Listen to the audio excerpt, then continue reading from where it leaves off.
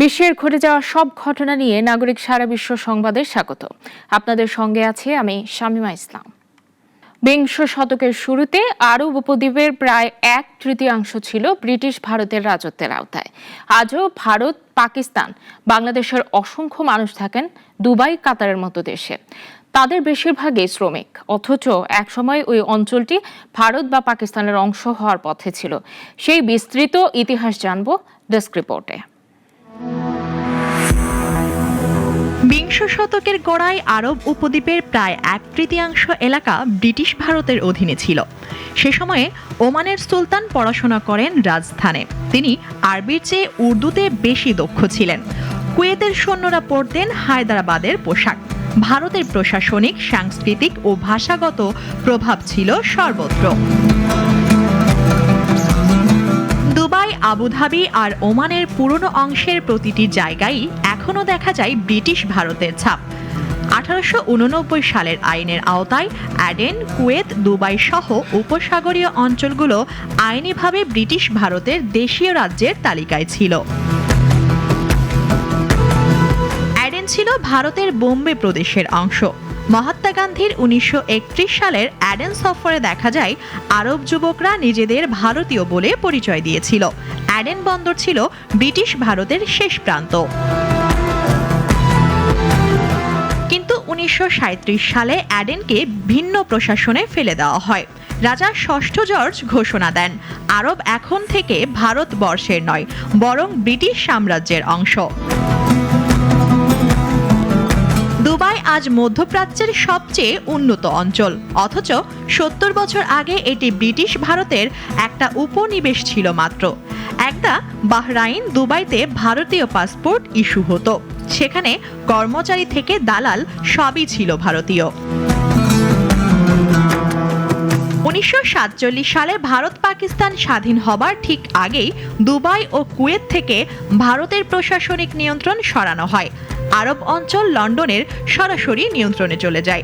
তবে স্বাধীনতার ঠিক আগে ব্রিটিশরা ভাবছিল এই অঞ্চল ভারতে থাকবে নাকি পাকিস্তানে যাবে। যদি সেদিন আলাদা না করা হতো তাহলে আজকের দুবাই, কুয়েত কিংবা আবুধাবি ভারত বা পাকিস্তানের অংশই হতো।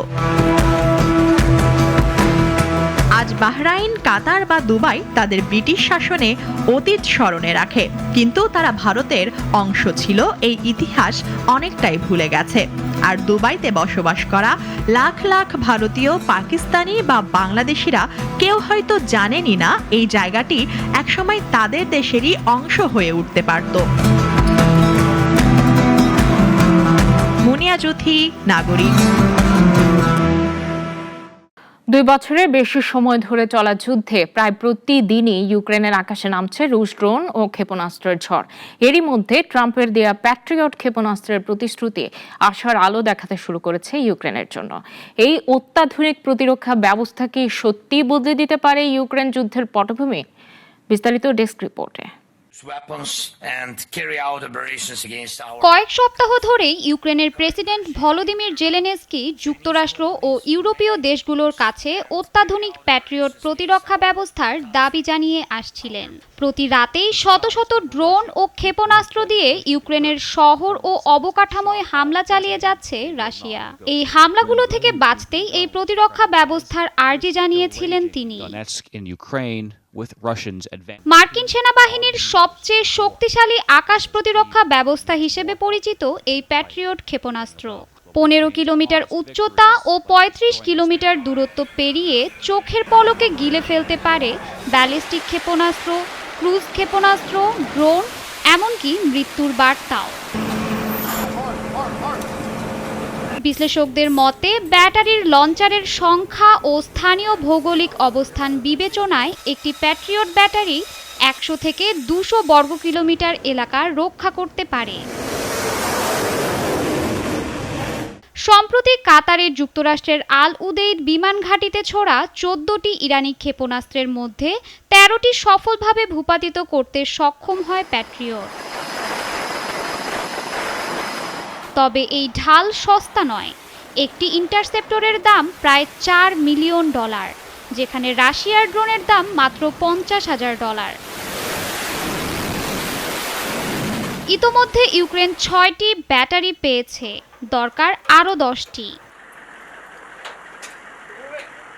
বিশেষজ্ঞরা বলছেন শুধু তীর ঠেকিয়ে যুদ্ধ থামে না, ধনুকটাই ভেঙে ফেলতে হয়। কেবল প্রতিরক্ষা নয়, পাল্টা আক্রমণই এখন ইউক্রেনের সামনে সবচেয়ে কার্যকর পথ হতে পারে এই যুদ্ধে। তারা মনে করছেন এই যুদ্ধ থামাতে প্যাট্রিয়ট যথেষ্ট নয়, তবে এটি হতে পারে শেষ আসার প্রথম ধাপ। শাশ্বতী সরকার, নাগরিক। চীন অস্ট্রেলিয়ার সম্পর্ক নতুন উচ্চতায়। দীর্ঘদিনের টানাপোড়েনের পর আবারও ঘনিষ্ঠতা শুরু করেছে এই দুই অর্থনৈতিক পরাশক্তি।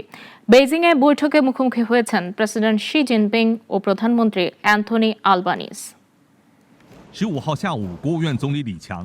অস্ট্রেলিয়ার প্রধানমন্ত্রী অ্যান্থনি আলবানিজ 6 দিনের সফরে চীন গেছেন। তার সফরের লক্ষ্য বেইজিংয়ের সঙ্গে অর্থনৈতিক সহযোগিতা বাড়ানো। বেইজিংয়ের গ্রেট হলে চীনের প্রেসিডেন্ট শি জিনপিংয়ের সঙ্গে বৈঠক করেন তিনি। গত দশকে দুই দেশের বাণিজ্য যুদ্ধ চলছিল, যার অবসান ঘটে 2023 সালের ডিসেম্বরে। চীন তুলে নেয় নিষেধাজ্ঞা, দুই দেশের মধ্যে শুরু হয় বরফ গলা। এবারের সফরে এক চীন নীতিকে সমর্থন ও তাইওয়ান স্বাধীনতার বিরোধিতা করেও সোজাসাপটা বার্তা দেন অস্ট্রেলিয়ার প্রধানমন্ত্রী। প্রধানমন্ত্রী আলবানিজ শান্তিপূর্ণ, ধারাবাহিক ও স্বার্থভিত্তিক সম্পর্কের কথা বলেছেন। তার মতে চীনের সঙ্গে সরাসরি সংলাপই হওয়া উচিত মূল ভিত্তি। এদিকে চীনের প্রধানমন্ত্রী লি সিয়াং বলেছেন, দুই দেশের পারস্পরিক সহযোগিতার সুযোগ এখন অনেক বেশি। তার আশা, চীনা কোম্পানিদের জন্য অস্ট্রেলিয়া একটি বৈষম্যহীন বাজার নিশ্চিত করবে। বিশ্লেষকরা বলছেন, বর্তমান বৈশ্বিক অস্থিরতায় দুই দেশের এই ঘনিষ্ঠতা এশিয়া প্যাসিফিক অঞ্চলের জন্য ইতিবাচক ইঙ্গিত। স্নায়ু যুদ্ধের ছায়া সরিয়ে এগিয়ে যাচ্ছে চীন অস্ট্রেলিয়ার সম্পর্ক। অস্থিরতার মধ্যে শান্তির বার্তা নিয়ে দুই নেতার বৈঠক এক নতুন অধ্যায়ের সূচনা করল কিনা তা সময়ই বলে দেবে। সানি আহমেদ, নাগরিক। 2011 সালে যিনি হঠাৎ করে ইন্টারনেট জগৎ থেকে উধাও হয়ে যান, আজ তিনি বিশ্বের 12তম ধনী ব্যক্তি। রহস্যময় সেই নাম সাতোশি নাকামোতো। বিটকয়েনের স্রষ্টা হিসেবে পরিচিত এই ছদ্মনামের পেছনের ব্যক্তি বা ব্যক্তিরা এখন পর্যন্ত অজানা। তার রহস্যময় জীবনের কথা জানবো ডেস্ক রিপোর্টে।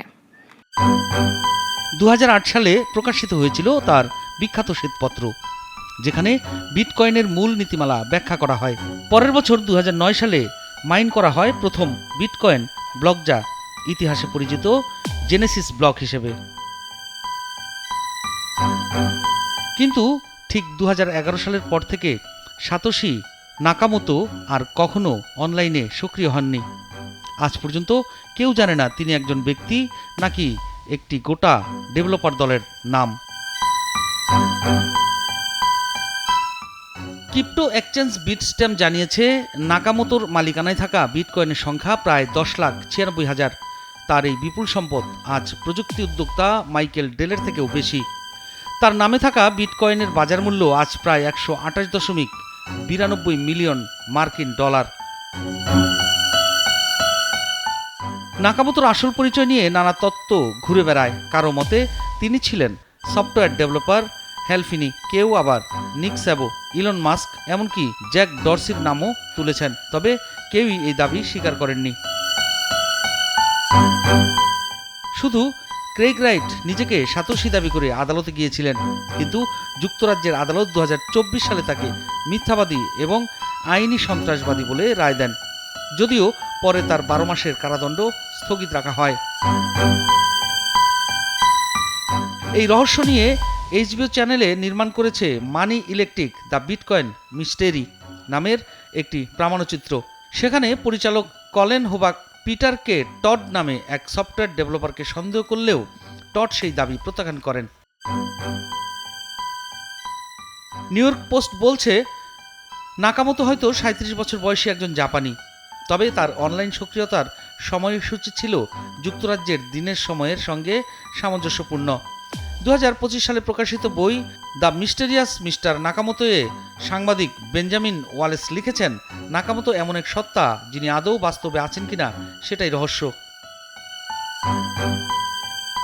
তবে এক সময়ের সেই অজানা নাম এখন বিশ্বের শীর্ষ ধনীদের তালিকায়, আর বিটকয়েনের পথিকৃৎ হিসেবে তার অবদান রয়ে গেছে এক অমোঘ কিংবদন্তি হয়ে। সাতোশি নাকামোতো একজন না থেকেও ইতিহাসে সবচেয়ে বড় রহস্যময় ধনকুবের। নাগরিক নিউজ ডেস্ক। জিলাপি সিঙ্গারা খাওয়া নিয়ে বাহাসে মেতেছেন ভারতের নরেন্দ্র মোদী আর মমতা বন্দ্যোপাধ্যায়। দেশটির স্বাস্থ্য মন্ত্রণালয়ের একটি সতর্ক বার্তা ঘিরে দেশজুড়ে শুরু হয়েছে রাজনৈতিক উত্তেজনা। পশ্চিমবঙ্গের মুখ্যমন্ত্রী মমতা বন্দ্যোপাধ্যায় জানিয়েছেন, সিঙ্গারা জিলাপি খেতে চাইলে খেতেই হবে। মোদীর কেন্দ্র সরকারের না খাওয়ার ফরমান মানা হবে না। অদ্ভুত বিতর্কে জড়িয়ে আছে ভারতের কেন্দ্রীয় সরকার। মোদী সরকারের পক্ষ থেকে জনগণের জন্য সতর্কবার্তা, জিলাপি, সিঙ্গারা বা লাড্ডুর মতো তেল, চিনিতে ভরপুর খাবারে রয়েছে বিপদ। তাই দোকানের এসব খাবারে ক্যালোরি, তেল ও ট্রান্সফ্যাটের পরিমাণ স্পষ্টভাবে জানিয়ে দিতে হবে। কিন্তু এই বিজ্ঞপ্তি ঘিরে শুরু হয়েছে হইচই, উঠেছে রাজনৈতিক ঢেউ। পশ্চিমবঙ্গের মুখ্যমন্ত্রী মমতা বন্দ্যোপাধ্যায় এক্স পোস্টে সাফ জানিয়ে দিয়েছে, সিঙ্গারা জিলাপি খাওয়া যাবে না, এটা মানবে না বাংলা।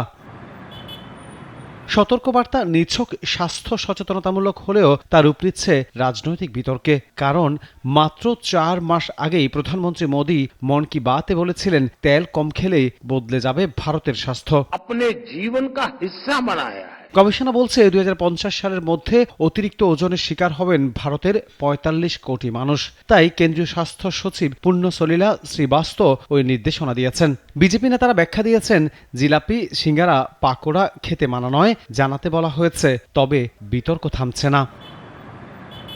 স্বাস্থ্য নাকি স্বাধীনতা? মানুষের খাদ্যাভ্যাস কি সরকারের নজরদারিতে আসবে? জিলাপি সিঙ্গারা খাওয়ার অধিকারের ঝড়ের মাঝেই প্রশ্ন, এই লড়াই আসলে স্বাস্থ্য সচেতনতার নাকি রাজনৈতিক ঝাল? তেল কতটা খাবো তা কি এখন রাজনীতি ঠিক করবে? ভারতীয় রান্নাঘরের ঘ্রাণ নিয়ে শুরু হওয়ায় বিতর্ক পৌঁছে গেছে দিল্লির ক্ষমতার দরজায়। ডেস্ক রিপোর্ট, নাগরিক। নাগরিক সারা বিশ্ব এখন এ পর্যন্তই। সবাইকে ধন্যবাদ।